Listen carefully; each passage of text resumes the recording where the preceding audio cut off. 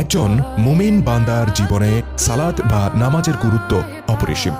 এটি প্রত্যেক ইমানদার ব্যক্তির জন্য একটি ফরজ আমল। সঠিকভাবে নামাজ আদায় করতে পবিত্র কোরআনে তাগিদ দেয়া হয়েছে বারবার। রাসূলুল্লাহ সাল্লাল্লাহু আলাইহি সাল্লাম নামাজকে বলেছেন মুমিনের মিরাজ, অর্থাৎ আল্লাহর সাথে মুমিন বান্দার দিদার লাভের প্রক্রিয়া। এটি এমন একটি আমল যা একজন মুসলিমকে যাবতীয় পাপাচার থেকে দূরে রাখে।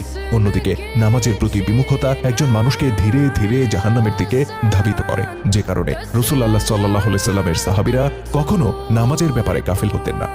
কিন্তু আপনি কি জানেন, ইসলামের ইতিহাসে এমন এক ব্যক্তির নাম পাওয়া যায় যিনি জীবনে কখনো নামাজ আদায় করেননি, অথচ তিনি জান্নাতি।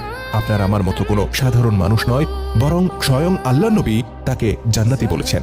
কথাটা শুনতে কেমন যেন খটকা লাগে, তাই না? কিন্তু বিশুদ্ধ হাদিস ও সিরাত গ্রন্থগুলোর বহু জায়গায় এই বিষয়টির উল্লেখ রয়েছে। প্রশ্ন হচ্ছে, কে সেই সৌভাগ্যবান ব্যক্তি যিনি জীবনে এক ওয়াক্ত নামাজ আদায় না করা সত্ত্বেও আল্লাহর নবী তাকে জান্নাতি ঘোষণা করেছিলেন? তার চেয়েও বড় প্রশ্ন, তিনি কি এমন আমল করেছিলেন যার বদৌলতে তিনি জান্নাতের অধিকারী হলেন? ইসলামের ইতিহাসের অত্যন্ত তাৎপর্যপূর্ণ একটি ঘটনা আজকে আমরা তুলে ধরব।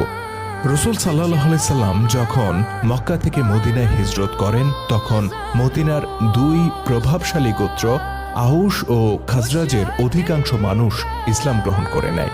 কিন্তু এই দুই গোত্রের অল্প কিছু লোক ছিল যারা ইসলাম গ্রহণ করেনি, বরং তারা আগের মতোই পৌত্তলিক ধর্মের অনুসরণ করতে থাকে। আউস গোত্রের এমনই একজন ব্যক্তির নাম ছিল আমর বিন সাবিত আল উসাইরিম। তার পরিবার ও গোত্রের লোকেরা দলে দলে ইসলাম গ্রহণ করলেও তিনি থেকে যান পূর্বপুরুষের ধর্মে। রাসূল সাল্লাল্লাহু আলাইহি সাল্লাম মদিনায় আসার 4 বছর পর উহুদের যুদ্ধ সংঘটিত হয়। এই যুদ্ধের ঘটনা আমরা কমবেশি সবাই জানি। মক্কার কুরাইশরা মদিনায় আক্রমণ করতে এলে মুসলিমরা মদিনা থেকে বের হয়ে খানিকটা দূরে উহুদ পাহাড়ের পাদদেশে কুরাইশদের মুখোমুখি হয়।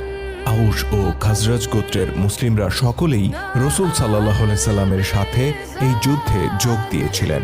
ফলে মদিনা শহরের অধিকাংশ ঘরবাড়ি পুরুষশূন্য হয়ে পড়েছিল। পূর্বোক্ত আমর বিন সাবিত আল উসাইরিম ঘরবাড়ি সব ফাঁকা দেখে আউস গোত্রের গোত্রপতি সাদ বিন মুয়াজ রাদিয়াল্লাহু তাআলা আনহুর বাড়িতে যান। তিনি তার পরিবারের নারীদেরকে জিজ্ঞেস করেন, সাদ কোথায় গিয়েছেন? নারীরা জানান, তিনি রাসূলুল্লাহ সাল্লাল্লাহু আলাইহি সাল্লাম এর সাথে উহুদে গিয়েছেন কুরাইশদের বিরুদ্ধে যুদ্ধ করার জন্য। আল উসাইরিম তার পরিচিত অন্য লোকদের বাড়িতে গিয়েও একই সংবাদ জানতে পারেন যে পুরুষরা সবাই যুদ্ধে চলে গেছে। গত 4 বছর ধরে রাসূলুল্লাহ সাল্লাল্লাহু আলাইহি সাল্লাম মদিনায় অবস্থান করছেন।